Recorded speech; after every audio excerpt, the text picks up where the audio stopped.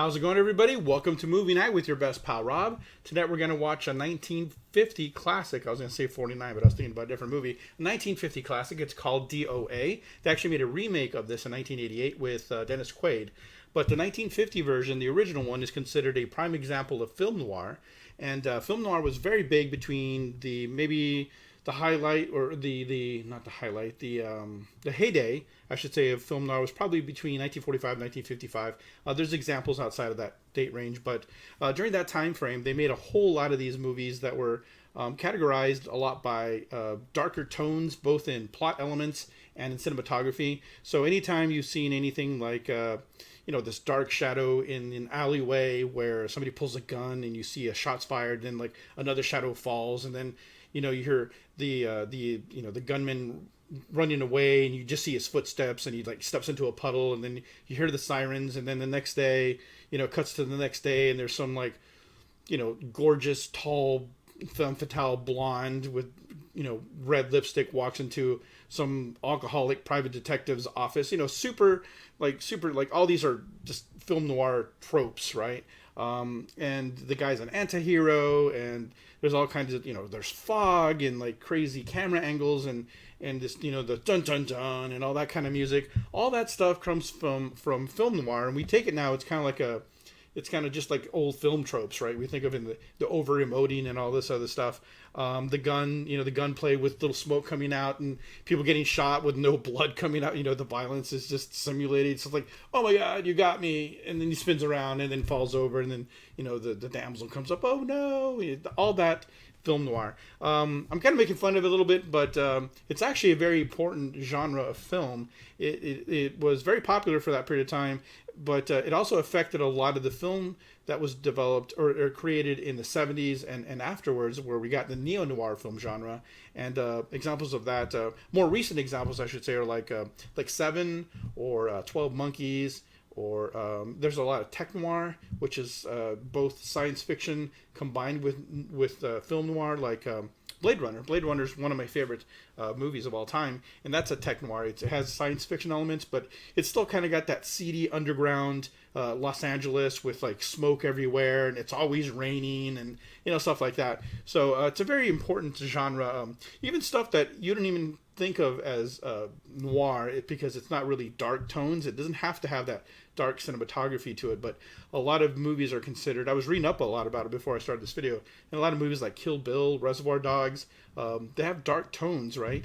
But movies like Dark City, probably more tech noir because it's probably fantasy too. But anyway, I was actually reading that so many things can be categorized as noir or film noir or tech noir or some kind of noir film, that it's pretty much everything. So it's kind of like why even bother calling anything a noir film, because everything seems to be. But this is like a classic example of a noir film, right? So we're going to go ahead and get started. This is not, I should probably clarify, this is not going to be like MST3K. It's not going to be like JonTron. I'm not going to have any effects on the screen. I'm not going to do, it's not scripted. I'm just going to be talking through the film. It's like having a movie night with your buddy who talks too much, and that would be me. So if you want to watch this film without my spectacular commentary, you can go and probably just Google it, just D.O.A.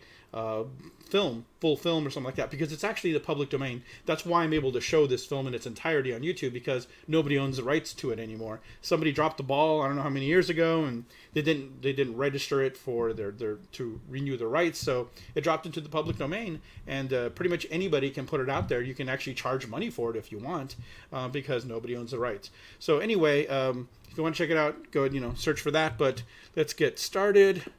And again, we're just pals watching a movie, So let's see what we got here. Harry M. Popkin, I've never heard of this guy.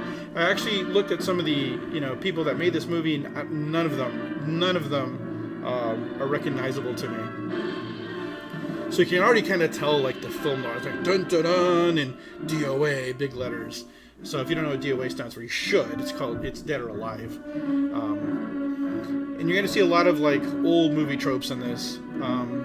The old style was, of course, to put all the people that made, all the production people, not just the actors, but everybody up front before the movie. So you can see these long opening sequences were just a bunch of credits. Like, I've never heard of any of these people. Dimitri Tiomkin? I don't know. I consider myself quite a film buff, but I don't really go back this far. God, this glare in my glasses is pretty annoying to me. I have to like look down like this. Anyway, this is like a really big police station. Don't know who Joseph A. Nadal is. It's really like unknowns to me. The interesting about this period of time is they used to put upcoming film teasers at the end, aka they trailed the movie. That's why they're called trailers. Now they show all the trailers up before the movie even starts. So that's if you didn't know, that's where the term trailers come from. And they did everything backwards back then. They put all the credits up front and all the trailers at the end. Rudolph Mate, never even heard of this guy either. I enjoy old movies like this, though. I mean, I know a whole bunch about them, but I can really dig these. Homicide Division. It's probably coming to report a murder. Look at these guys. Everybody in their suit so calm. Can I help you? I'd like to see the man in charge. He's in here. By the way, I synced all these subtitles myself. I had found some subtitles online and they were all off. So I saw some stuff in the movie because I had to move it around to make sure it was synced towards the end of the movie. Where was this murder committed? San Francisco, last night. Who was murdered? I was. I've actually seen this part. That old dun-dun film noir. Very tropey. All this you stuff. want to hear me out or don't you, Captain? I don't have very much time. Your name Bigelow? Frank Bigelow? That's right. Answer the San Francisco APB. Send it direct to Inspector Bannon at Homicide. Tell him we found Frank Bigelow. You didn't actually find him. You just walked into your office, dude. Go ahead, Mr. Bigelow. Well, this involves some other people, Captain. A number of other people. You tell it any way you like. I live in a little town called Banning out on the desert. It's on the way to Palm Springs. I feel a flashback coming on. I have a small business there. I'm good, huh? Hold on. Of course, the cigarettes. Yes, Mr. Bigelow. Like, Give me a copy of Miss who Hollis's 48 does tax that? return, will you? Like, when did women ever just sprawl themselves out on the desk like that? I don't think we took Maybe any that needs to come depreciation on back. that new equipment last year. No, we didn't. I remember you said we could include it all this year. Sure we can. Hey, Frank. Yeah, well. Peterson says he wants a financial statement before he can give me my loan. Hello, Kitty. I will. Well, Her I'm name leaving is San Francisco Kitty. today, but I'll be back in about a week. I'll take care of it. Oh my god, then. that Trying to score subtitles all Well, I've fucked seen up. them worse. Well, have a nice time, Frank. Yeah, thanks, Will. Oh, why don't you come down to the place and let me give you another permanent? Makes your hair so much easier to manage in all this heat. I can't afford it right now. Maybe next month. Yeah, here it is. No, we didn't take it. Well, we Look at can do their it. waists. You work it out any Look way at you those think waists. They're like, what, fit. 12-inch Have a nice waists? trip, Frank. Sure, Kitty. See you when I get Sure, back. Bon Kitty. voyage. Why don't you come down anyway, Paula? We'll work out a deal on that permanent. Thanks. Maybe I will. She doesn't even look like she has a perm. Hello? Oh, hello, Mr. Hawkins. Just a moment. Do you want him to send your ticket over? No, I'll pick it up myself. No, never mind. Mr. Bigelow will pick it up at the station. Bye.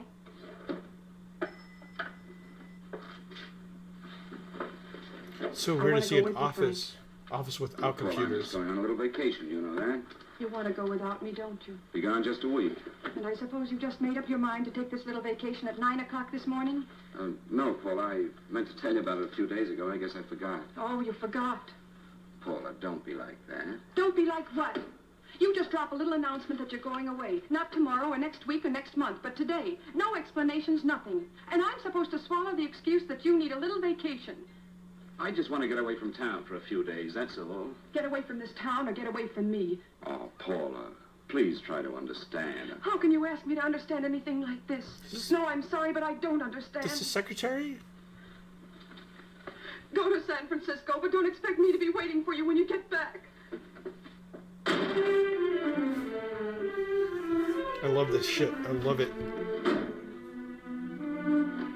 By the way, this is supposed to be a good movie. It's not like it's schlocky because it's old, but it's supposed to be good. Paula, please. It's like, Come on, turn around. it's like Look. every old movie convention is in this movie, it seems like. And we just started it. Come here. Why do you do this to me, Frank? Why can't you be honest with me? As honest as I am with you? Do you have to go? I have to go, Paula. I know what I'm doing. All right, go. Go anywhere you like. You can go to blazes for all I care. Paula, Go to blazes? Yes, I know him. Just collapse into his arms. You know you want to. She's gonna do it, right? Collapse into his arms. Oh my god, who carries a handkerchief anymore? Collapse into his arms. No? No, it's not gonna happen. come on, fix your face. We'll go down to Eddie's. and Fix have a your drink. face. All right, why not? She didn't do it. Okay, it was off there. Hi, Paula. Hi, Eddie. Give us a couple Hiya, of Eddie. will you? Coming up. What's that remind? Roger Rabbit. Who framed Roger Rabbit? Eddie Valiant. Which is kind of like a parody of film noir in itself. Relief. This air conditioning feels good. Air I sure conditioning. wish we had it in the It's office. so It'd weird make to watch working these a old pleasure. movies. Well, if it stays this hot, And don't smoking. bother going in the rest of the week. Just smoking anywhere, anytime. How many did you Not a lose? problem. Now, you would have to ask that. Kind of early for you two, ain't it? Too hot to work. That's what I like to hear.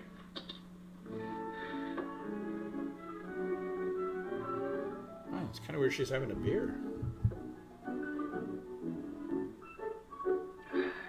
Jesus.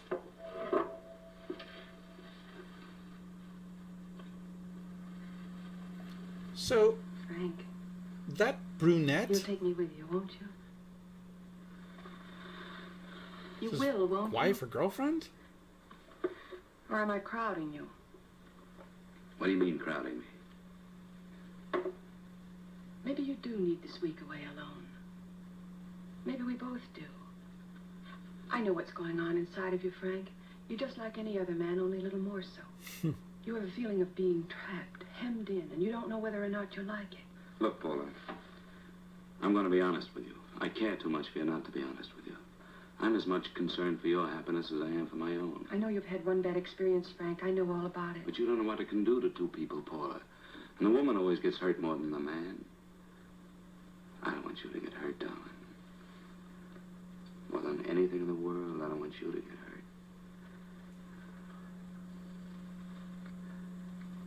Want to hear some music?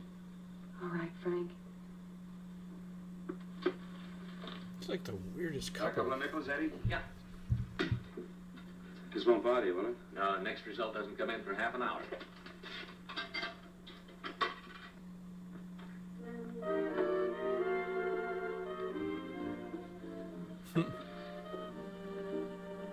I thought that by now we'd be married. Oh, shit. No, I guess I'm not that gonna brunette hurt must have you. not been his wife then, huh? Go to San Francisco. I don't like it, but I'm convinced that you must go.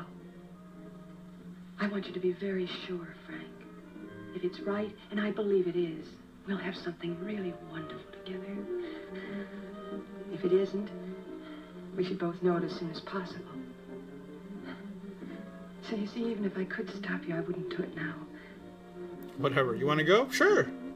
Should go in an instant.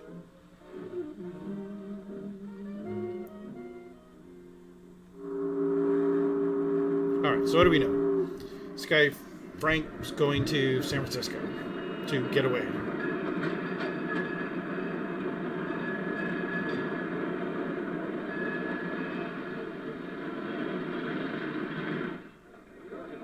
Yes, sir. My name is Bigelow. I have a reservation. Yes, sir.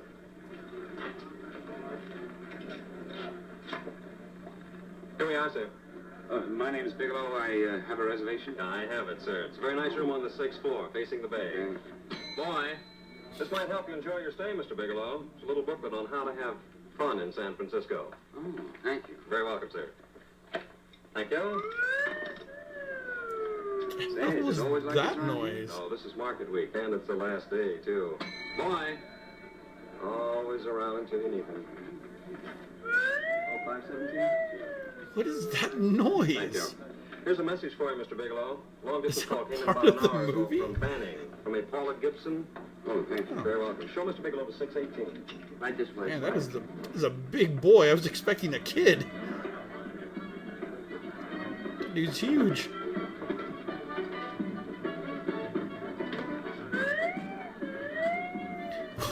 What is that noise? That's ridiculous. Where is... I thought this was a serious movie. Did they really, the sound effects guy just put that noise every time there was a, you know, what do they call a dame, a broad, or whatever they called them back in 1950? Is there anything else, Mr. Bigelow? Oh, yes, you can get me a dry Manhattan and a package of razor blades. Yes, sir. Thank you. God, the world was so You different. can leave that door open. Hello, operator. I want to speak to Miss Paula Gibson in Banning, California. And that's right. No, I'll wait. No phone number. Just, hey, I want to speak to Paula Gibson. How many can there be? Well, I guess in Banning, California, maybe not that Hello, many. Paula. Oh, hello, Frank. How was the trip? Fine, just fine. Having a miserable time, I hope. Well, I don't know. I just got in. No little whistle for her? Market week. The place Wasn't is hot full of enough? traveling salesmen. You know, Charlie Anderson found out that you went away and he asked me to go out with him. Oh, really? How did he make out? I'm considering it. Is that what you called to tell me? I'll have you know that this call is strictly business, Mr. Bigelow. Did a Mr. Phillips phone you? A Eugene Phillips of Los Angeles. No. He will. He phoned the office 3 times today. Said that he wanted to get in touch with you immediately. He said it's most urgent and imperative that he reach you at once. What do you want? I don't know. But he sounded deep, dark, and mysterious and quite agitated about something. Phillips, have we ever done any business with him? Not unless you've been keeping it a secret from me. I looked through all the accounts. Wow, this guy. Why did you tell him you could reach me here? You know I'm supposed to be on vacation. So you told me. And so I told him, dear heart. But the gentleman didn't seem to respect your temperamental moods the way I do. He was very insistent that he speak to you before it's Look too at the late, way as he she's put it. sitting. Well, tell him you tried to get in touch with me and I've changed my plans and you can't reach me.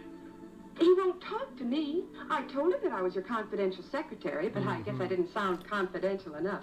So I told him that he could reach you there this evening. Well, call him back. If it's as important as he says it is, he'll talk to you. Otherwise, he'll just have to wait until I get home. My, aren't we adamant this evening? All right, shall do. And Frank, Yeah? I don't quite know how to say She's this. pregnant. Say what? But what I want to say is that there's nothing you can do that you ever have to feel guilty about. Oh, shit. Hall pass. Oh.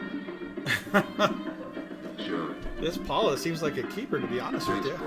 Paula. I'll call you tomorrow. They don't really come like that anymore.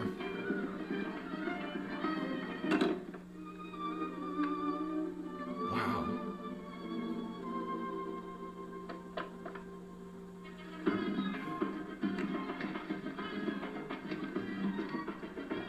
I wonder if, like, everything just smelled like smoke back then.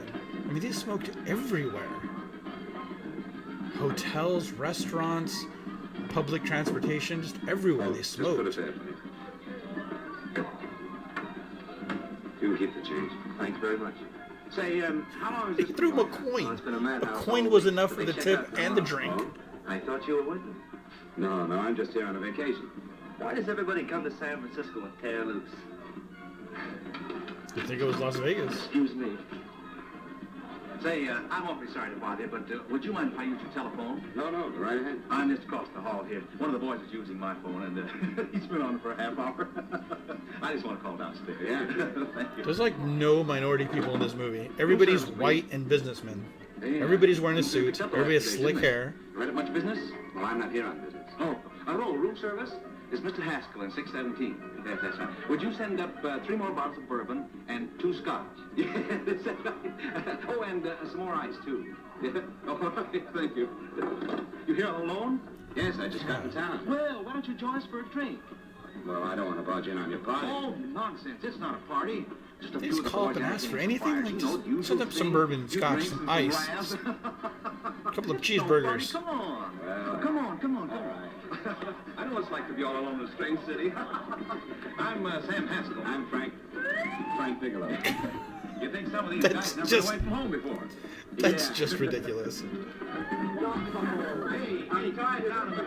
Hey, will you quiet down a second? There's white people I dancing. want you to meet Frank Bigelow. Hello. This is Jane Carlisle. Hello. Bill Welch. How are you? Mr. Welch, glad to know you, Bigelow. Jane's the prettiest buyer in San Francisco. Oh, hey, I resent that. You don't think I believe him, Elaine? Well, he spreads that from coast to coast. Oh, gee. But it's good for my morale anyway. I'm George Cantwell. Glad to know you, Mr. Bigelow. Bigelow, yes. Right on much business? He's not here on business. Oh? Well, Well, why don't you get the man a drink before he dies of thirst? how about a little bourbon? Well, that's fine. Bourbon it is. Of course, Mr. Wallace. Yes, Mr. Wallace. But, Mr. Wallace, I'll need at least a week in Cleveland to visit all my accounts. I can't figure out being in Philadelphia until the 17th. Eddie, will you get off the phone? How much will it meet Frank Bigelow? This is the strangest, like... I mean, I know this is a movie, Yeah, the way this guy holds on to a but dollar, if you people think they really like paying acted him this anymore. way, I mean, Yes, it's Mr. so Wallace. I'm leaving here the first thing in the morning. strange. Yes, sir. Oh, keep your hips loose, Harry, like this. Oh, yeah. How's he doing? I'm laughing, but that guy actually probably dances better than I do, so I can't really say anything. I was doing all right. This is Sue and Harry Bandit. Hello, good to meet you. They're married? Where'd you find her, Sam? On a dance marathon? Oh, bourbon. Really? Hey, I'll bet you could do the rumba. Maybe they're not married. Maybe I just heard that wrong. Kind of rusty. Anything would be an improvement after Harry. Oh, how do you like that? Well, there goes. Hey, you're good. Oh, my wife, she's a good dancer, isn't she, Bigelow? Oh. Oh, jeez. It's that kind of party, huh? Hey, fellas, I thought you were going to show us a good time tonight. Is this doing the town? That's right. We practically bankrupt our stores to buy everything you've got. Then you keep us in this hotel room. I agree. This is my last night to howl before I go back to being a dutiful housewife. Well, it looks like we're stuck, boys. This is where we blow all our commissions in one night. And you're coming with us, Bigelow. Oh, no, thanks. You run along. I've got to get unpacked. Now, this really makes me want to watch the 1988 version with Dennis Quaid. I found a man who can dance. Even that would be I'm 30 going years along. outdated now. Oh, yeah, the fishermen. I don't know who they are. I did read that this scene was actually filled with real, like, I think they're famous musicians, but all the music here was re-recorded in a studio afterwards. That none of this is live. None of the music you hear is actually being played by them.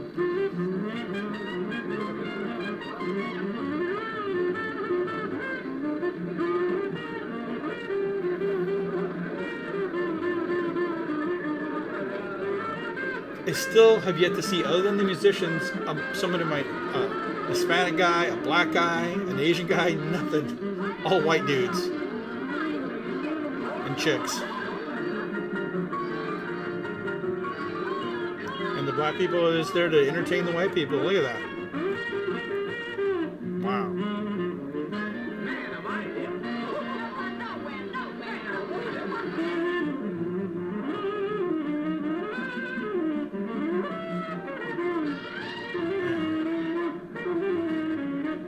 This is like the, you know, I think this is like the beatnik era. Blow up a storm, fisherman. Yeah, blow up a storm.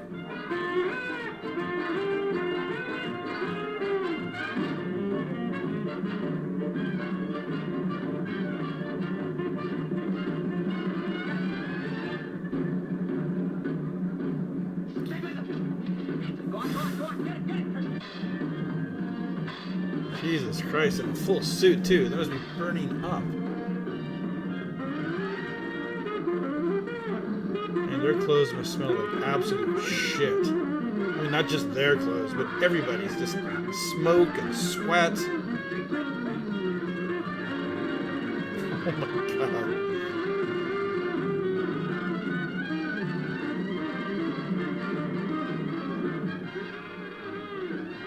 my god. Here, have a little bit of my drink, Frank. No, thank you. Excuse me a moment. Where are you going, Frank? Excuse me. I think you've had enough. Uh-oh. Serious figure.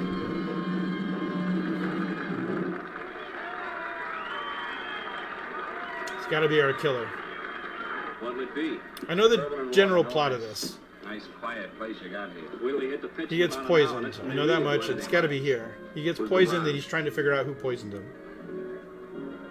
Oh, she's one of the chicks that hangs around here. She's jive crazy. Jive crazy. Come again? Oh, you ain't hip, pal. Jive crazy means that she goes for this stuff. Just between you and me, I don't get it either, but I gotta listen to it. They're all connoisseurs, music lovers. Me, I like Guy Lombardo.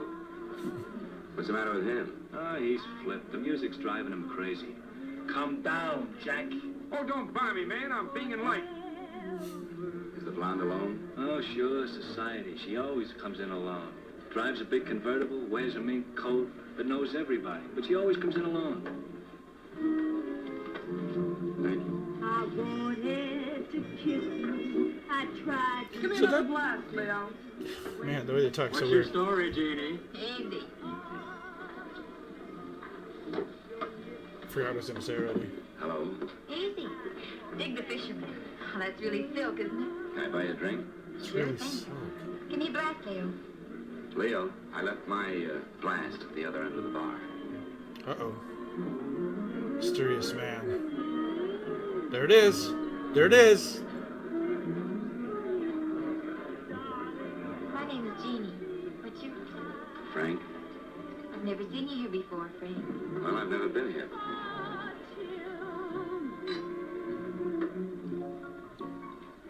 Wasn't his This is mine. Mine was drink bourbon. more Sure it full? is. You saw me pour it.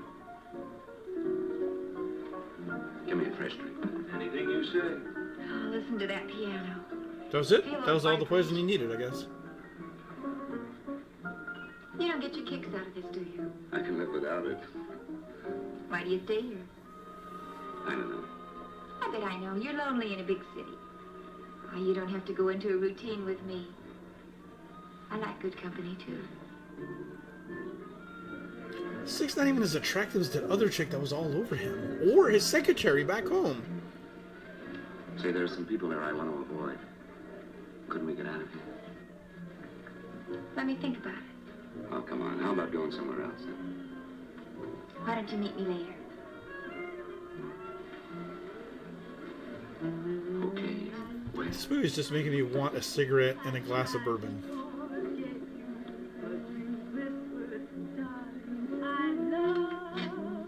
Call me at that number later. It's my next stop. They've got a band there that'll really send you. You're just not going to call the operator and go, get me Jeannie in San Francisco. And they're going to go, okay. Apparently nobody uses phone numbers.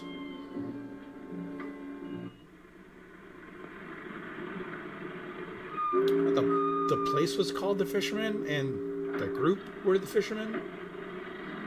So, they implying that the group owns the bar?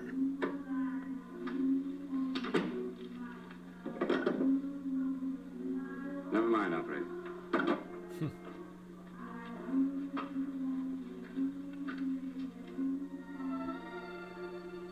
Wow.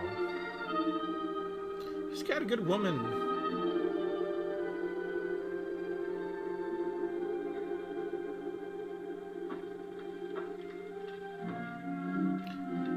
If anybody's ever sent me flowers, not that I would really want them, but it's kind of a weird thing, especially in the 50s. Like, why would a woman... Oh, he just tore it up?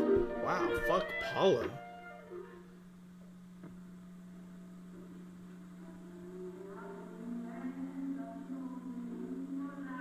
Jesus Christ, they're still partying?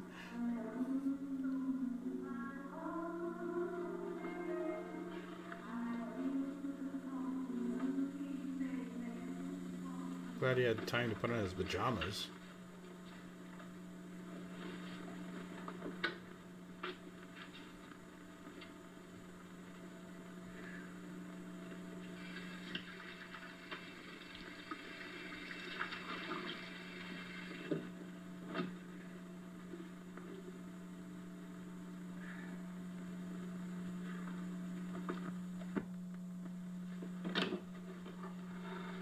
Room service, please. He doesn't even need to hit a button or anything. Oh, man. Phones were like magic back then. Be right with you, waiter. Yes, sir. Rest well, sir? Yeah, sure. May I? Go ahead. So I saw this part when I was trying to sync the subtitles, and I noticed on there for you. what he does Thank you, here. sir. Would you like anything else? No, thank you, that's all. Guess it's a Bloody Mary. He gets like super suspicious for like no reason at all. Take this away. Is there anything wrong, sir? No, just take it away. I don't need There's more no to look reason at. for him to be suspicious at this point. He doesn't know he's been poisoned, even though we know he's been Are poisoned. you all right, sir? Yeah, sure. Nobody's mentioned poison All right, to I him just or had too big a anything. night, I guess, that's all. I need some fresh air. Of course. Thank you, sir.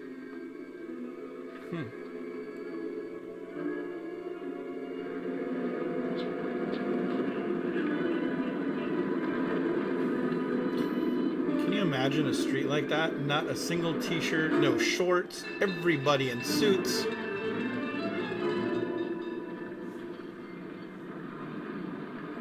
I find it hard to believe that was the case. There had to be some kid in like jeans or I don't know, some casual clothes, somebody. Look at this, 100% suits. Everybody.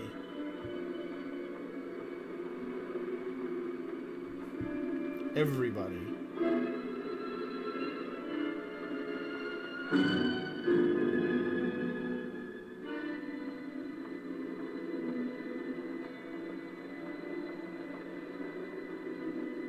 The doctor can't be. If the doctor wears a suit, it's all over. It's all over. Lungs in good condition. Blood pressure normal. Heart fine. Well, it's a good thing everybody isn't like you, Mr. Bigelow. Put us doctors out of business. I'm glad to hear it, Doctor. I was a little worried. Don't let a little bellyache worry you. Could be just a change of climate. Well, it isn't exactly an ache, Doctor. It's kind of hard to describe the feeling. Maybe it was the drinks I had last night. I might have mixed them too much, huh? Let's have another look at that throat. You may finish dressing now, Mr. Bigelow. I want to get the results of those tests we took. Thank you, Doctor. There's already dressing. What do you have to do? Finish a cufflink? You may finish dressing? Oh, and to put on the coat. I've never seen a nurse wear that. Why is she? I guess we'll find out. Mr. Bigelow, this is Dr. Schaefer. Hello, Doctor. How are you? Sit down, Mr. Bigelow. Oh, shit. According to the information you gave Miss Wilson, you're not married, Mr. Bigelow. That's right. Do you have any relatives, family, anyone in San Francisco? No, no one. I don't know a soul in San Francisco. Where is your home? What is this, Doctor? Why all the questions? You're a very sick man, Mr. Bigelow. Sick? But you told me I was in good shape. Yes, I know. But my preliminary examination didn't reveal your true condition. You sound as if it's pretty serious, Doctor. It's extremely serious. I want you to understand that we wouldn't tell you something like this unless we were absolutely certain. Well, of course, of course. You must steel It took like yourself for a chance, Mr. seconds. Bigelow. So go on, Seconds. Doctor. What is it you're trying to tell me? Our tests reveal the presence in your body of a luminous toxic matter. What is that exactly? A poison that attacks the vital organs. Poison. We have no alternative but It's to ridiculous. Your system has already absorbed sufficient Why would they do such a I test wish there just for were like a something stomach that we ache? could do. They like drew blood and What do did you this mean like wish? crazy You mean there's test to nothing- find there this is poison? nothing anyone He's can. not even This exhibiting is one of any the few behavior poisons other of this type than for which there is a no tummy antidote. ache. This is fantastic. This is the most ridiculous thing. You don't have very long. What do you mean? A day, possibly a week, 2 weeks at the outside. It's hard to say exactly. Well, this is impossible. I don't believe It is You've made a impossible. mistake. That's it. It could be a mistake, couldn't it? You have made a mistake, haven't you? Answer me. Dr. Schaefer is an authority on toxicology. Been no mistake, Mr. Bigelow. Do you realize what you're saying? Well, you're telling me that I'm dead. Dun-dun. Do you think you No, can explain nothing? my life away in just a few words? Why, Ta-da. I don't even know who Expecting you this are. music Why to should I kick in. believe You you? must calm yourself, Mr. Bigelow. We want to offer you every assistance that we can. Assistance? Who wants your assistance? Who wants anything from you? You're nothing but a couple of phonies. Why, I think you're crazy. That's it. You're crazy. The both of you. You're crazy. Second opinion?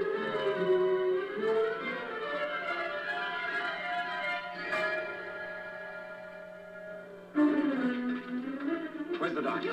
Come on, tell me. Get out of here. What's the trouble here? What's the matter with you? Jesus Christ, doctor's aggressive. Oh, luminous poison, you say? Come right in. The third case today. Yeah, you've got it all right. Your system is already absorbed. He's got a fucking test tube in there. Are you sure, Doctor? Are you absolutely certain? Couldn't there be some mistake? Does this test tube tell you everything? Oh my God. Toxin is actually luminous in the dark. Wow. No, there's no doubt about it, Bigelow. I don't feel sick. My stomach is just a little bit upset.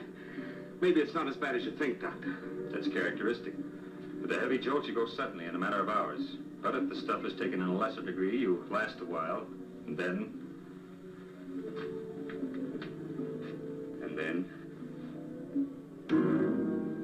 Give it to me straight, Doctor. Well, a number of things are involved. The systemic condition of the individual, the amount consumed, exertion. Yes? You won't feel too badly for a while. Then it will happen suddenly. A day, 2 days, a week at the most. Like, nobody's ever heard of this, like, disease that kills, or this poison that kills you in, like, a day or two and you feel normal and just die. 2 days? Luminous Nothing poison. can be done now. If it had been caught in time, your stomach could have been washed out. But you've had it in you for some time now. For at least 12 hours, haven't you, Bigelow? How would you ever have caught it in time? You don't know. No. Don't you know how you got it? No. This is no accident. Somebody knew how to handle that stuff. That wax is tasteless and odorless.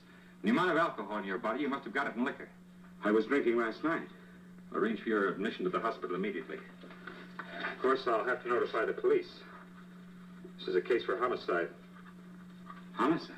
I don't think you fully understand, Bigelow. You've been murdered. Dun, dun, dun. There it is. Run. Hit me, police headquarters. Run, please. Frank. Homicide Bureau. The bureau's not even a division. Hey, where are you going? You can't run out of here. Then you grab his hat.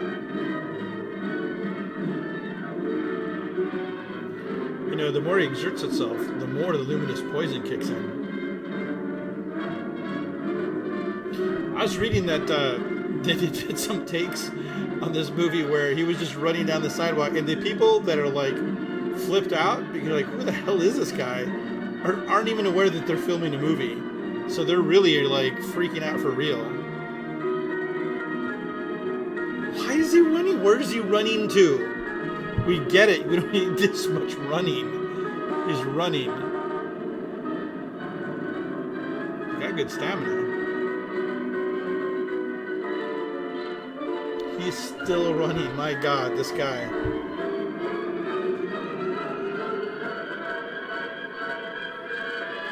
This guy runs better sick than I do at my absolute healthiest.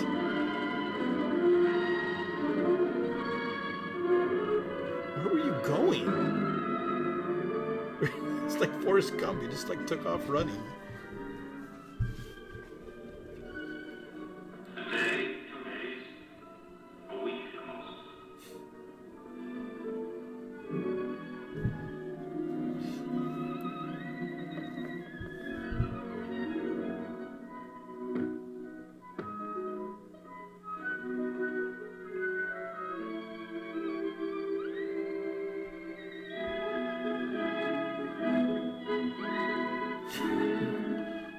Significant? Is that supposed to remind him of Paula? That's supposed to remind him of Paula, isn't it? He's gonna think back to Paula. This is no accident. Somebody knew how to handle that stuff. The amount of alcohol in your body, you must have got it in liquor. There's nothing that can be done now. You've been murdered. You've been murdered. You've been murdered. You've been murdered. He's gonna start running.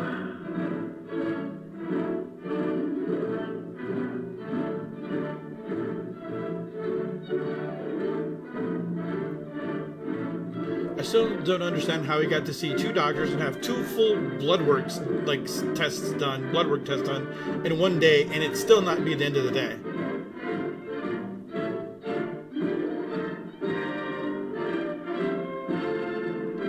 There's a lot of product placement in this, and it probably didn't even pay for it.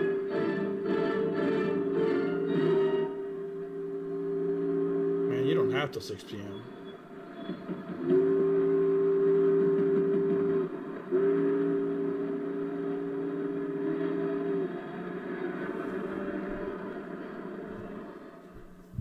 was running again.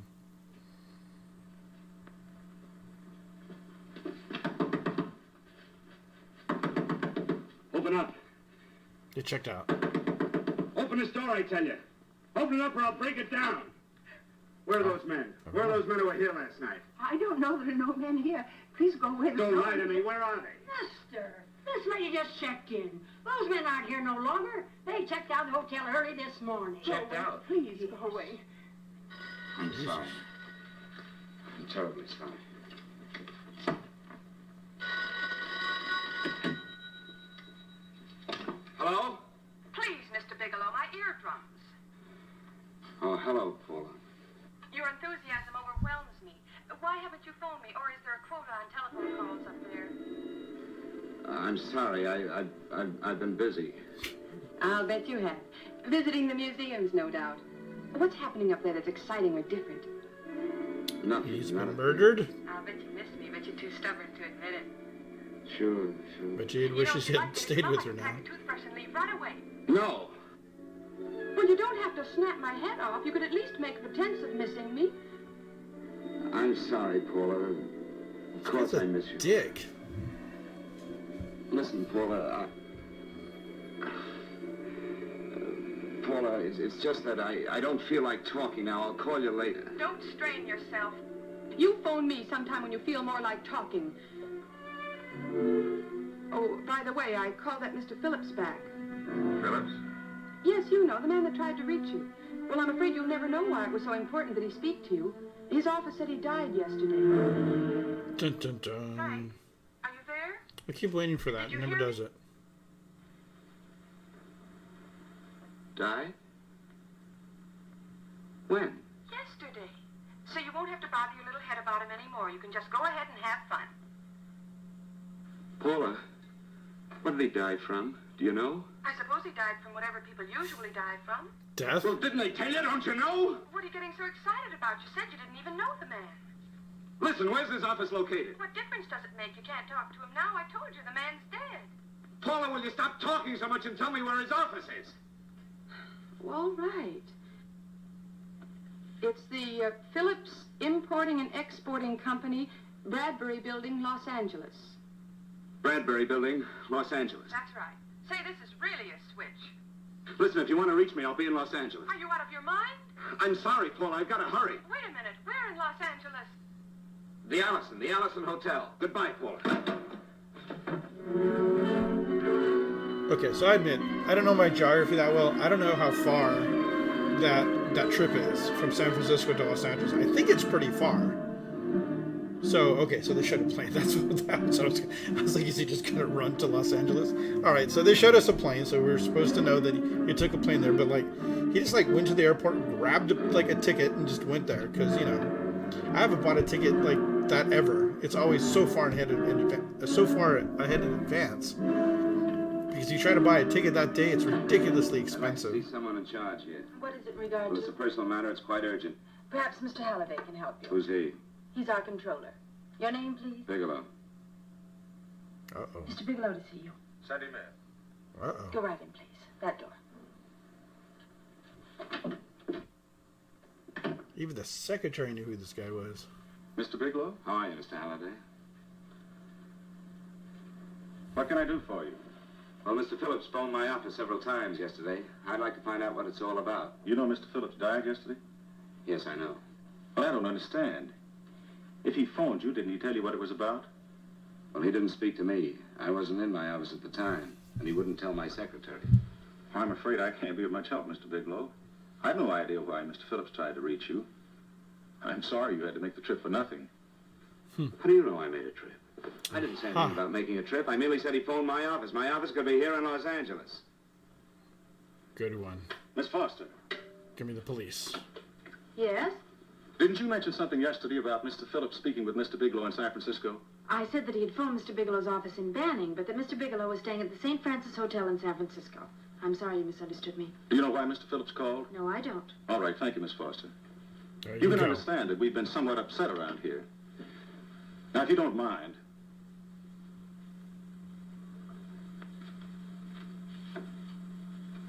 Did Mr. Phillips have a wife, family, anyone that could help me? You can't intrude on people at a time like this just to satisfy some curiosity. It isn't just curiosity. Then I suggest you wait a week or so. I can't wait. Well, I'm sorry you'll have to. Well, there's always a phone book. You're a pretty aggressive fellow, Bigelow. Are you quite sure that this is as important as you make it appear to be? It's important. Mrs. Phillips lives at the Sunset Arms Apartments. Thank you. I needn't tell you she's under a strain.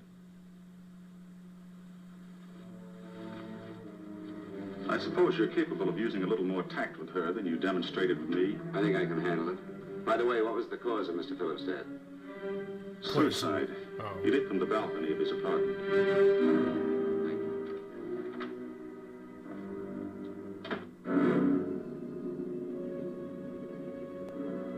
I can't read that. Eugene Phillips, I guess? Come in, Mr. Bigelow. Everybody knows him when he gets there. He's never been there before. I'm Stanley Phillips, Eugene's brother. Halliday phoned that you were coming. Oh, of course. This is my sister-in-law, Mrs. Phillips. I'll try to make this as brief as possible, Mrs. Phillips. I'm afraid I can't be of any help to you, Mr. Bigelow. I haven't the slightest idea why my husband wanted to speak to you. Well, I guess Halliday covered just about everything. Did your husband ever mention anything about me, Mrs. Phillips? Anything at all? No, I can't recall Eugene ever having mentioned your name.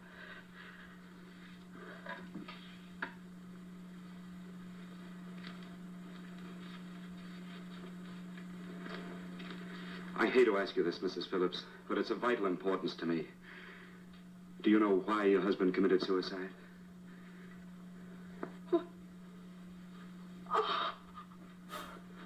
You're certainly not the most diplomatic person in the world, are you, Bigelow?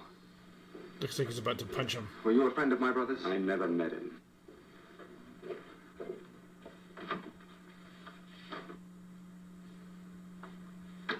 My brother was in a jam, a pretty bad jam.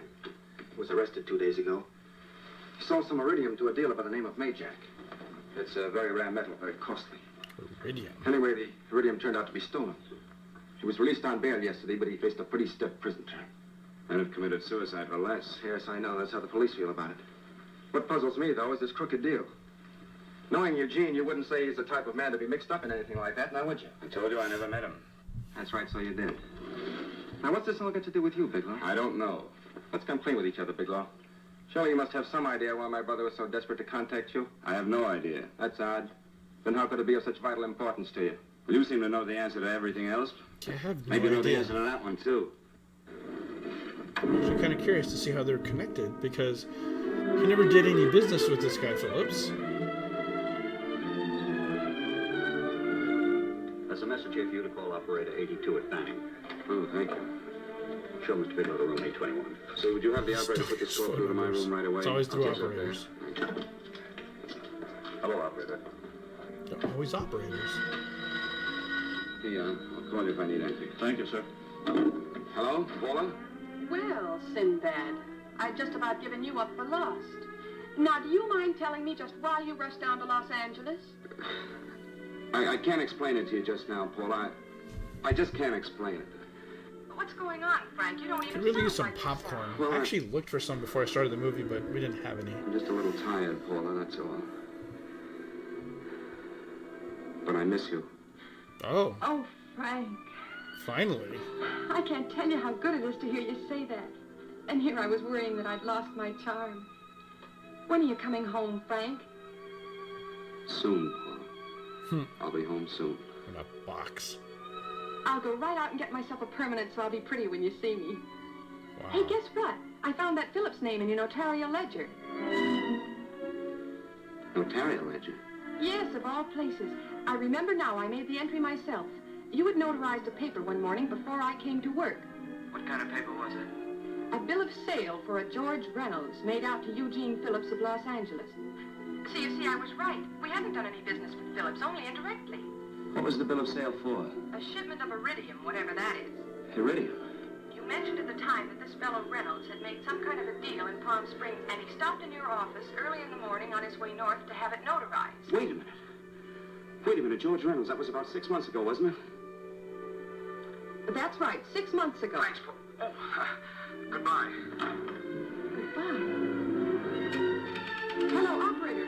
What number is that thing? It's like operators. It's like, it's just so weird.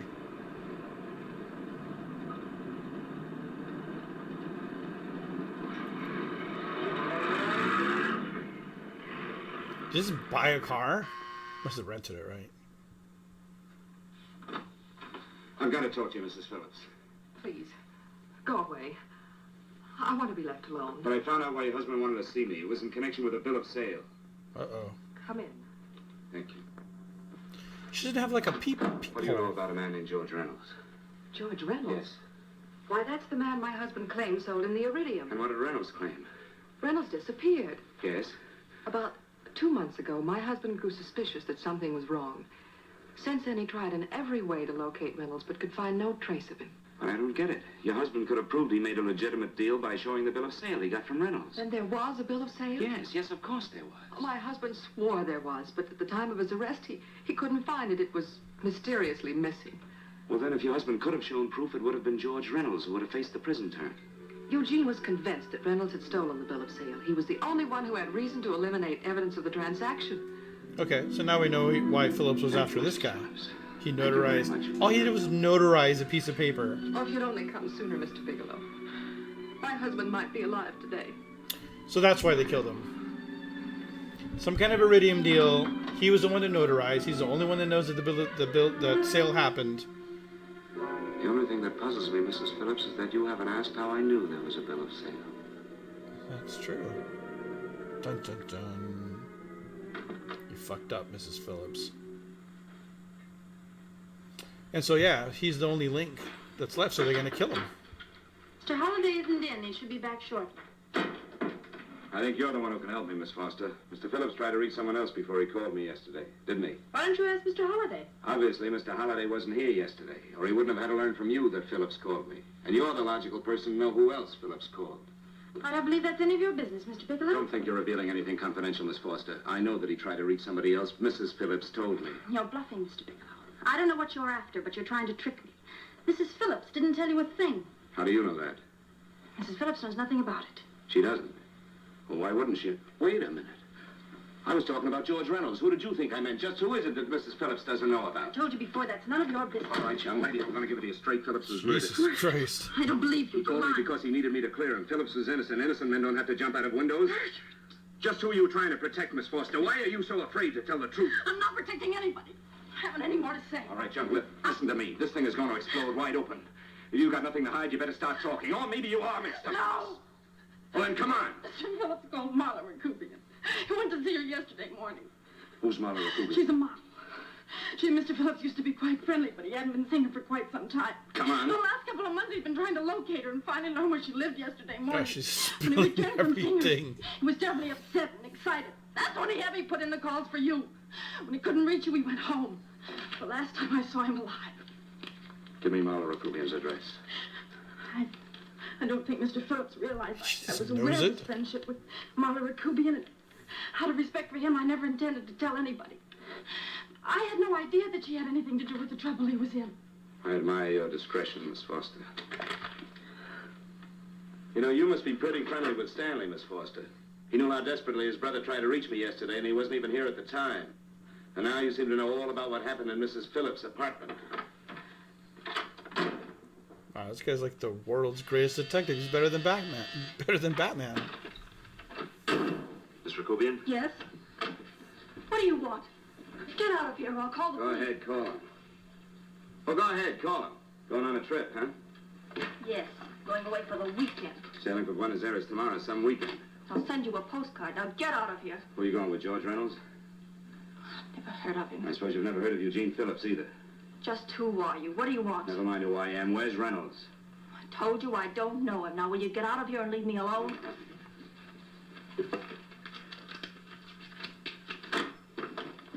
So you never heard of George Reynolds, huh?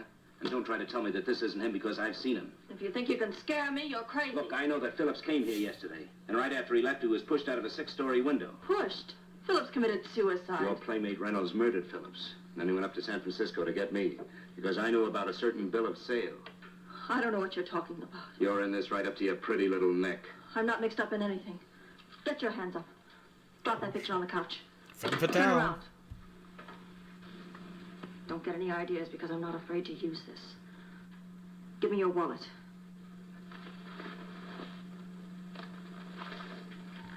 Frank Bigelow, Hotel Alex. Sucker. The oldest trick in the book. They hand him the wallet trick. I don't know. I don't know where he is. Is that what you told Phillips yesterday? I told him exactly what I'm telling you. I haven't heard from him in months. Yeah? You're mighty careful of the picture of a man you haven't heard from in months. What does the Ray stand for? It was a pet name. Do you mind? Oh, it sounds very cozy, Miss Rakubian. You and Reynolds call each other pet names while you make a sucker out of Phillips. Phillips made the deal because he wanted it. Yeah? I'll bet you weren't above using what it takes to help make him want it. Who's paying for this trip? I am. Really? A first-class trip to Buenos Aires on a model salary. Don't make me laugh. Since you and Reynolds aren't seeing each other anymore, you don't mind if I keep this, do you? If I were a man, I'd punch your dirty face in. You know, I really believe you would. Oh, I almost forgot. Your tickets. Don't be surprised if I'm there to see you off. She's not even that pretty. She's like the least pretty of all the women in this movie. And she's the model.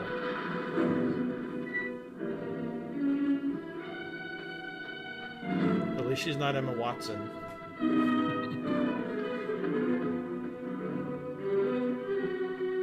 Jesus, this guy's running. It's like infinite daylight in this movie. Oh, Angelo.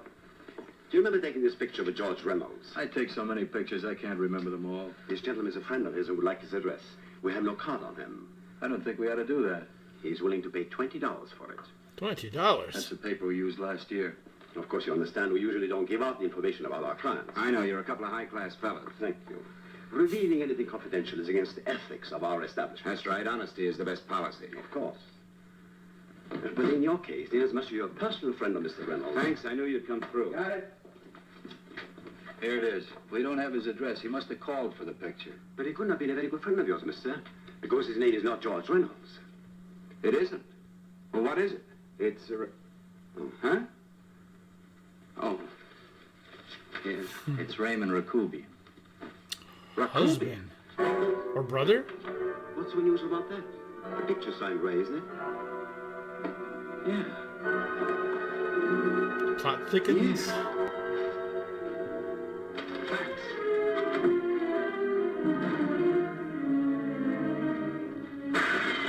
Oh, shit. Straight out of fucking the Western right there. Where did he get a gun? When did he get a gun?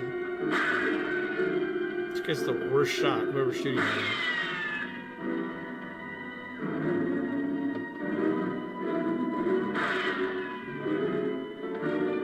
The sound effects are just terrible in this movie. Like the Dame sound effects.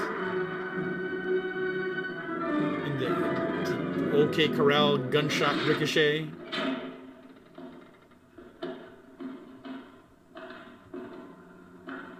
They're gonna show a woman. They're gonna show a woman because she can't shoot, and this is a movie in 1950, so.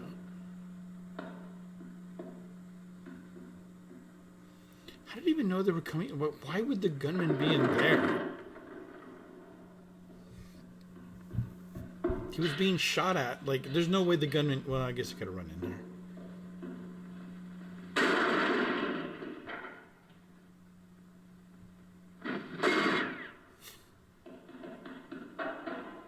That's probably the one place a bullet could ricochet, not off the dirt.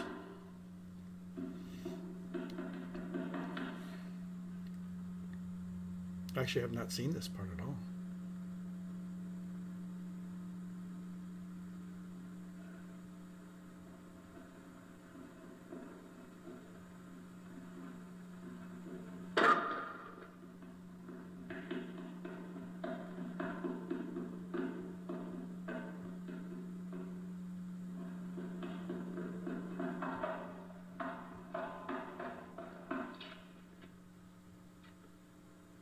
Oh, okay. So they were shooting from there. Of course, there were smokers, because everybody smokes. So maybe it was that... well, you know, it could have been a woman in that disguise at the fisherman. Sucker. Doubled back.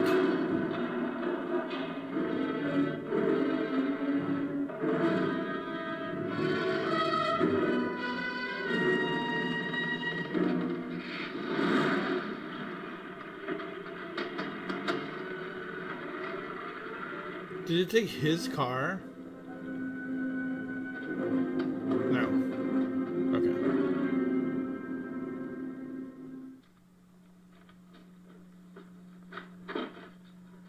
Who is this? Stanley? Are you all right? Holiday? Can I get you anything? No, no, thanks. Do you know this man? No. No, I don't think so. Are you sure you've never seen him? I'm quite sure. Does the name Raymond Rakubian mean anything to you? No, I never heard of him. Why? He also uses the name George Reynolds. This is Reynolds? That's right. Well, where can we find him? That's what I want to know. Tell me something, Halliday. Holiday. You're the controller here. How come you didn't know about that bill of sale? Phillips made that deal before I came to work here. Yeah, but you still keep records, don't you? For some reason, which is none of my business. Phillips preferred to keep that among his personal papers. Now, does that answer your question? You came in here today asking for some information that you needed, and I tried to be as cooperative as I could. But now you're beginning to annoy me. So get out before I throw you out. Aren't you kind of throwing him out already? You know, you really frighten me.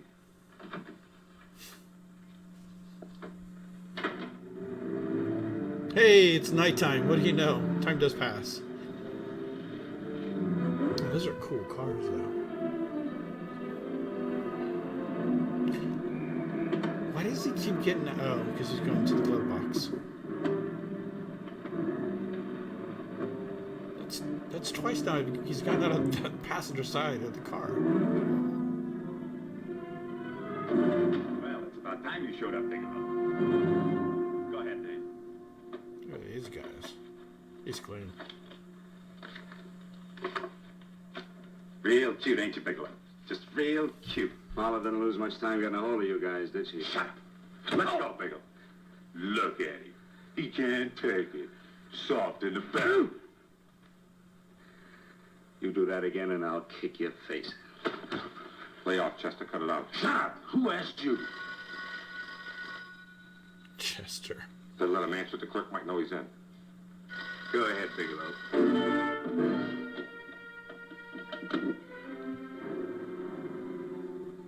Hello? Frank. Frank, why did you hang up on me? I've been trying to get you for hours. I'm sorry, Paula. I was in a hurry. Well, don't be in such a hurry this time. You didn't give me a chance to finish what I had to say. I wanted to tell you that McGowan was in hollering his head off because you didn't go over the books. Tell McGowan to get another auditor. Sure. Sure, I'll just do that little thing and lose the best paying account we've got. Do as I tell you, Paula. Frank, are you drunk? Paula, how much we got in the bank? About $2,200. Draw it out tomorrow. Could be Sure. a lot of money. Then what do? Skip town without paying our bills? Forget the bills. You know that coat you always wanted? Buy it. You are drunk. You know, if I didn't have such a good character, I'd be tempted to take advantage of your intoxicated state, Mr. Bigelow. I'm not drunk, Paula. Well, then don't tell me that one day away from me can affect you this way. Cut it short. Paula, Yes?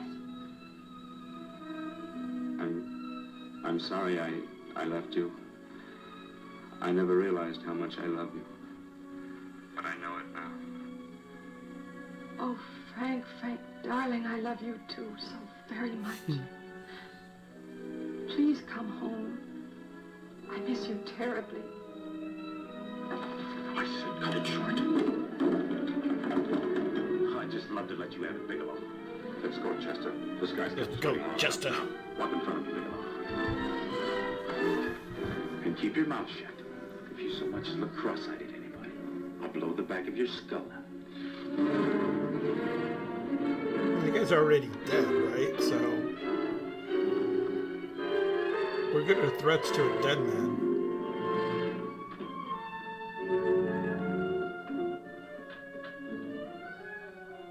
This Bigelow's real cute. He wanted to get tough with Chester. He don't know, Chester. Talking about himself in third person. Don't I always get what Mr. Majak sends me after? Major? That's right. I'm the dealer who bought the iridium from Phillips. I get it. You have Rakubian unload stolen stuff on Phillips with the help of Marla here, and then you buy it back from him. Oh, you certainly made a sucker out of Phillips. What is it, Mr. Bigelow? Exactly what is on your mind? I'm looking for Raymond Rakubian. Why? Well, now, Marla here has told you everything else. I'm sure she must have told you that, too. You don't expect me to believe this conversation. So, what is on your mind? I mean, underneath. You forced your way into my affairs, and now I want to know why. I just told you. I'm looking for Raymond Rakubian. Don't get cute. I'm just itching to work you over. Soft in the belly. Can't take it. See what I tell you? You said you were going to kick his face in, not punch him.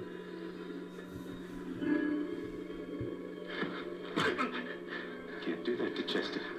I'm gonna blow your guts out. Easy. Lay off, Chester, not now. Look at him. He's so scared of Chester, he talk now. He's not afraid, Chester. You can tell from a man's eyes when he is afraid. Look at his eyes.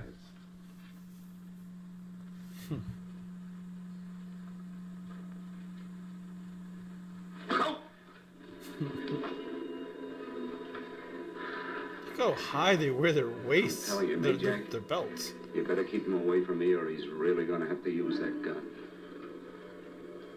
Go away, Chester, please. Do what I tell you, my boy. Please. And help Dave. Who's this guy? That guy's the most worthless hood ever.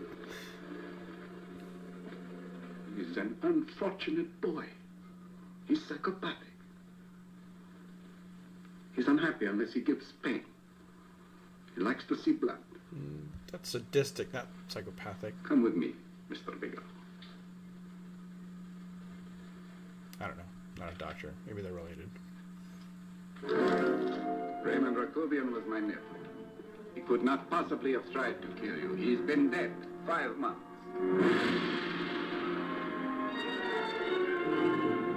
What is this, like Egyptian, or what is this? I'm afraid you have been sidetracked. Provided it is true that somebody made an attempt on your life. Somebody made an attempt again today. I had no reason to kill you, believe me. What do you mean you had no reason? I notarized a certain bill of sale. You notarized the bill of sale for Reynolds, not Rakubian. What I told you was true. I had no reason to kill you. That's a closet, Mr. Bigelow. And under other circumstances... This guy's awesome. You could go home now. But now you present a problem. You know too much, and I am in danger. Chester! Suppose I were able to prove to you that I only want to find the person who tried to kill me, and I won't cause you any trouble. You know I can go to jail for 10 years for this little business. 10 years. At my age, that's my life. That means my entire life. With my life, I do not take chances. I am sorry, believe me. You want Joe to go with you? No. Just Bigelow and me. And baby makes 3. With me, Jack. Goodbye, Mr. Bigelow, and forgive me. Let's go, Bigelow. I guess you won't be there to see me off.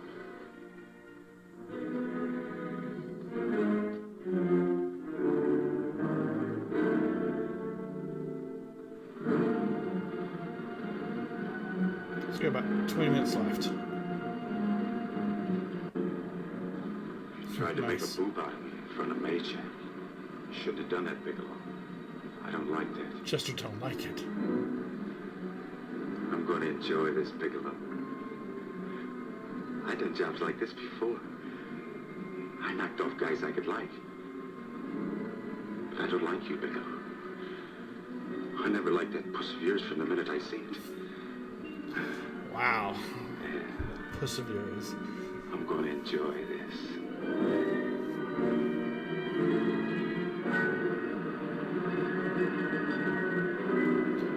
He's riding on, like, the electric train tracks. You ain't scared yet, are you, Bigelow? But you'll be scared. Goodly scared. I think I'll give it to you to belly. You don't like it to belly?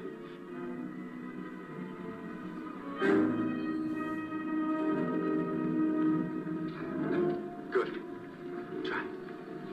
I just love you to try it, Bigelow. Why don't you try? Are they in Bigelow's car? Because he's got a gun. Is that what he is? Was that the foreshadowing that he put the gun in the glove compartment so he can grab it right now?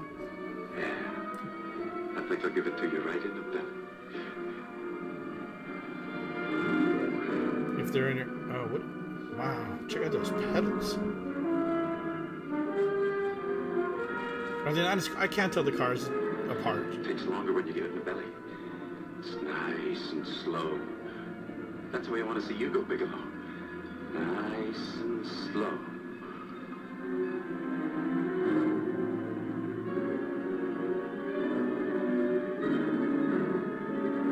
Oh, he doesn't notice this. He's got like the. Does he have the accelerator all the way down? Oh, I guess they weren't in his car.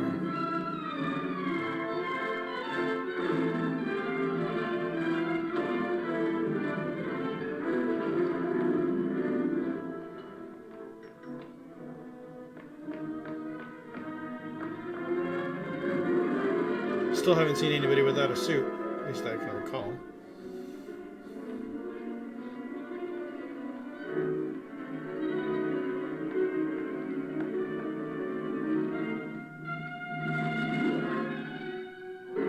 There's a shadow. That's super film noir.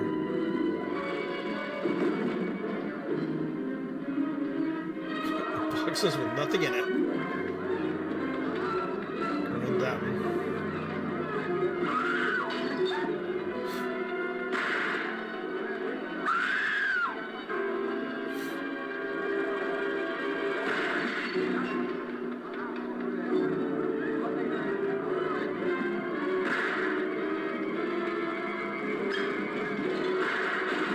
Got him. What does Chester think of that?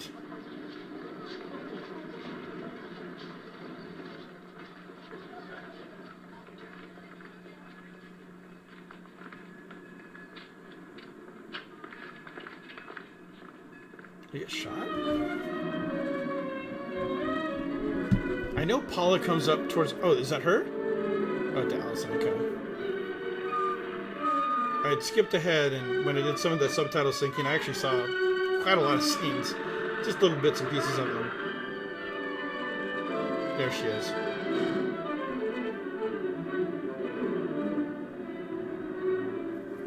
Frank, are you all right? Yes, I'm all right, Paula, but what are you doing here? How did you get here? Freddie Ross threw me down. I had to come. I had to see you. You shouldn't have come, Paula. You shouldn't have. What is it, Frank? You're in some kind of trouble. I know it. Look at you. You're a sight. Your clothes look as if you've slept in them. Are you ill? You are. You're feverish. I'm all right, Paula, and I'm not in any trouble, believe me. You're lying, Frank. In the right worst after trouble. I spoke to you, I got a phone call from the San Francisco police. They asked if I knew where you were. You didn't tell them anything, did you? Of course not. It was the homicide detective who called. What is it, Frank? If you're in any kind of trouble, you certainly can trust me. Look, I'm not in any trouble with the police, Paula, believe me. But you can't stay here. You've got to go back to Banning right away. No, I won't go, Frank. I won't. I'm staying here with you. Paula, it's better that you go back, believe me. Why? What's this all about? What have you got to do with this Phillips and Reynolds? Phillips was murdered. What could that possibly have to do with you? All you did was notarize a paper. You've notarized hundreds of papers. I know. All I did was notarize one little paper out of hundreds. Frank, you frighten me. You don't even act like yourself. I know that you're in trouble, that something is wrong, that you're in serious trouble. You frighten me, Frank. Oh, don't be frightened, Paula. Don't ever be frightened of anything again. Will you promise me that? I love you so much, darling, more than you seem able to understand. Oh. I never really knew happiness until I loved you. Sometimes when I used to be afraid that you weren't sure. This guy's got to die at the end, right? They're not going to find an antidote and, like, puss out that way. Losing everything. Like the last second. Don't, Paula, don't. Now I'm afraid again. Somehow I feel that I'm going to lose you, but there's nothing I can do about it. I feel so helpless. You're leaving me out of something.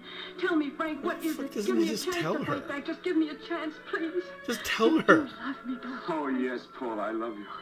I never was more certain of anything in my life. I wasn't sure before. I was a little blind, I guess, but believe me, I'm sure now. Can you understand that, Paula? I understand.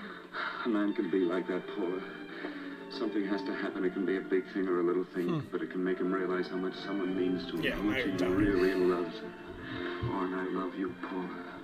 More than I ever thought it possible to love anyone in the world, I love you. Then why won't you tell me about this trouble you're in? Why won't you try to let me help you? You can't help me, Paula. You don't want my help. Oh, Paula, there's nothing you can do. Will you believe me? So will you please go home, please? No, Frank. I won't go. I know you're in trouble. I can't leave you like this. Just tell her. All right, Paula, look, wait for me in the lobby of the hotel, and I'll be back to you soon, I promise. You promise? You're yes, sure? Paula, I promise. Is that a new outfit? Yes. Oh, that's beautiful. Is that a new permanent? Oh, you're gonna fuck up her hair, dude. You'll come back to me, won't you, Frank? Yes, Paula, I'll come back, I promise. Please hurry, darling. Oh, I love you. I love you, Paula. The kisses always look so awkward. Goodbye, Paula.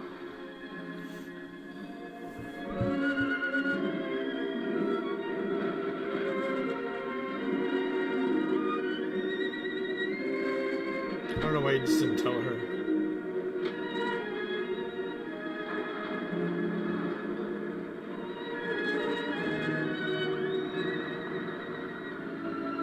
Poor girl.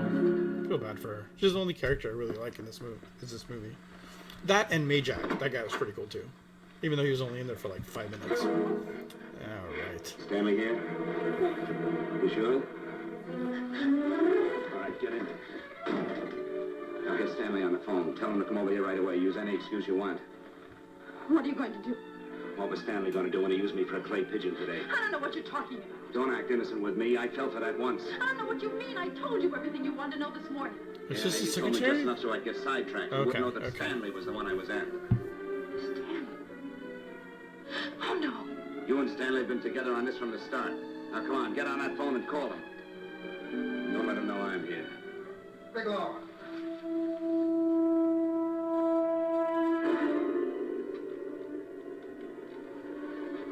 Uh-oh. Poisoned. You've been sidetracked, all right. But it was the poor bereaved little widow who did it.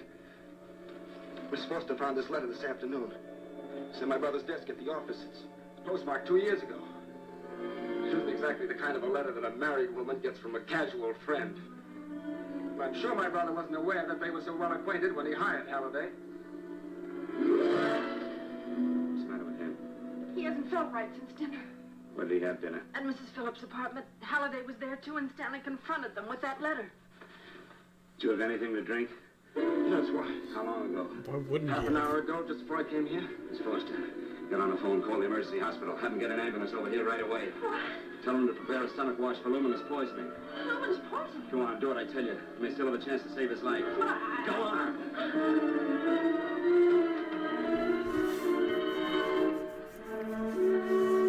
So it was all Halliday and Mrs. Phillips. Do you remember this scene? I found George Reynolds, Mrs. Phillips. He's been dead for 5 months. And he didn't steal the bill of sale. No, he didn't. But you could have stolen it. How dare you? You knew who I was when I came here today. But you were surprised to see me alive, weren't you? But I'm not alive, Mrs. Phillips. Sure, I can stand here and talk to you. I can breathe and I can move. But I'm not alive. Because I did take that poison. And nothing can save me. What are you going to do? If I kill you now, I have nothing to lose. No, you've got to listen to me. You've got to give me a chance. But I didn't have a chance. It was Halliday. Believe me, it was Halliday. He made me steal the bill of sale. He planned everything. What about this letter? Your husband knew about you and Halliday. He found it only yesterday. He accused Halliday. They fought, and Halliday pushed him over this balcony. And why me? Why did he want to kill me? Because you could have proved there was a bill of sale, that my husband had no reason to commit suicide. Halliday was desperate. After he killed my husband, he found out about the phone calls to you. He thought you spoke to him, that you knew enough to involve him. Oh, shit. Here they come.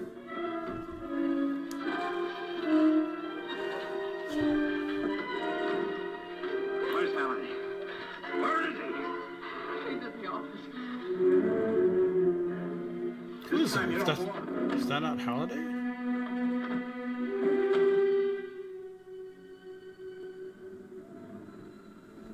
Alright, we're really getting down to it. You got like 7 minutes left or something like that.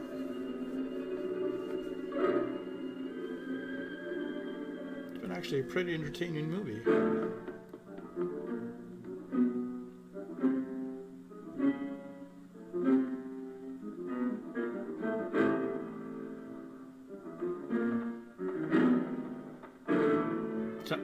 Jack?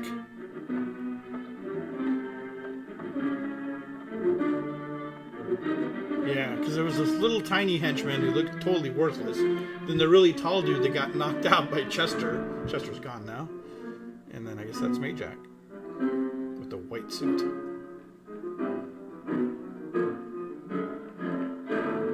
There's a Timber. He's the worst. Majak! You got the drop on him and still can do shit.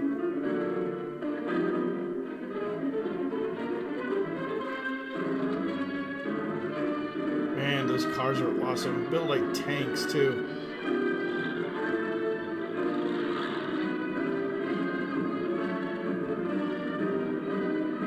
Nice. Just perfect timing on that bus, huh?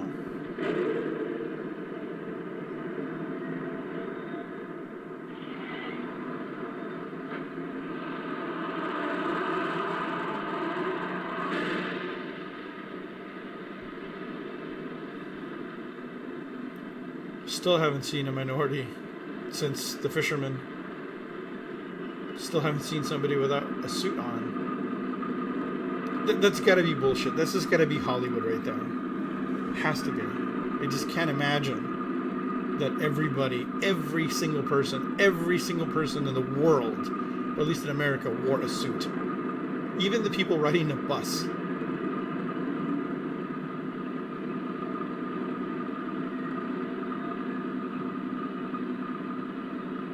You seen an old woman this cover? What a guy. You wouldn't have shot no woman, would you? God, no air conditioning in those days either. Just open windows. I think if I lived in a time when there were air conditioning, I would live up north. Because, yeah, screw that. Living in Los Angeles in the heat. Wearing a suit all day? No thanks.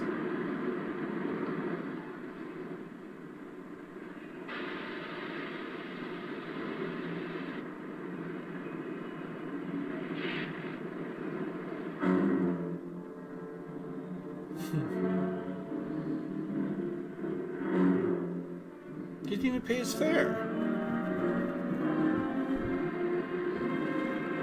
Come on, Bigelow, break it up. Come on, come on.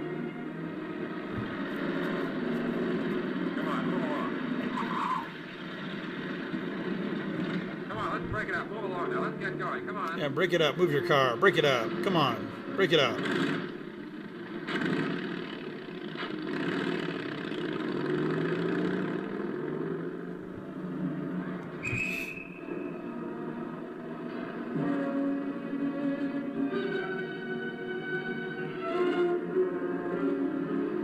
So we're after Halliday, right? I don't know why Majak's back in the picture now.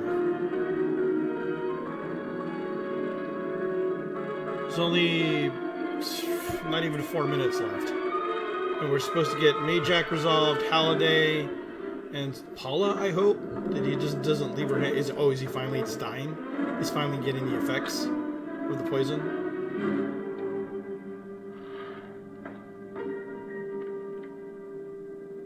Oh, there. That's the person. Who the hell is it? Is it Halliday? It's the person from The Fisherman. Yes, it is. Jesus Christ, that's the creepiest building I've ever seen. Kind of looks like the building from Blade Runner. I think they reused that building in Blade Runner. It's where the doctor lived, the doctor that built the androids. Yeah, I think it's from Blade Runner. It really looks familiar. Got him. Hey, dude, he's dead. Oh, I forgot we're in a flashback. The entire movie was a flashback. The whole thing. That's an incredible story, mister.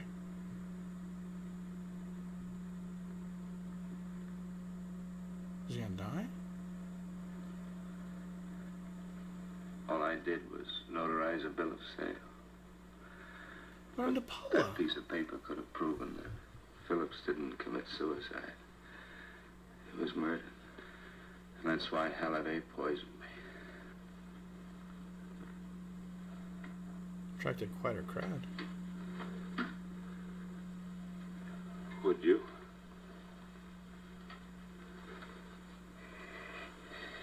Wow, this guy's like became like the world's greatest detective, solved his own murder. Oh.